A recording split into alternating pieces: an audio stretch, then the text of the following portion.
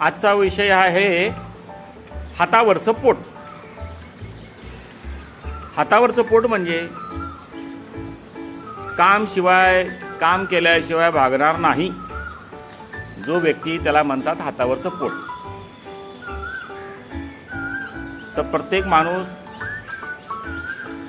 आपलं नशीब घेऊन आलेलो आहे आणि त्या नशिबावर ते काम करतात.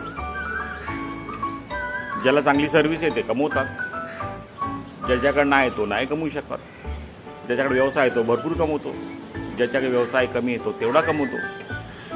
तर हे हातावरचं पोट असतं. चले तो चांद तक नाही तो शाम तक, हा विषय आहे. तर आपण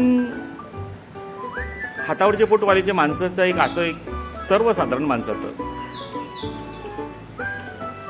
ज्यांनी जेवढं कमवलं तेवढं ठेवलं, ज्यांनी नाही कमवलं तर त्यांच्या मुलाबाळांना खंत होती की आपण त्यांच्यासारखं का नाही आहे. हा खंत तर त्यांना होतो, हा अनुभव आलेला आहे मला.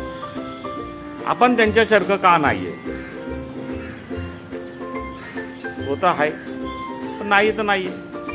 पोरं लहान असतात, नासमज असतात.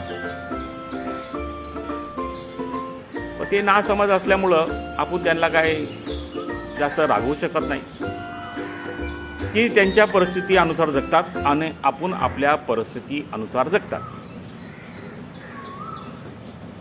आपण त्यांना समजून घेणं गरजेचं आहे. हा महत्त्वाचा भाग आहे.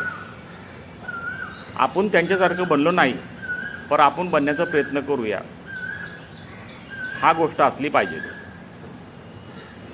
तर आपले जे घरचे माणसं आहे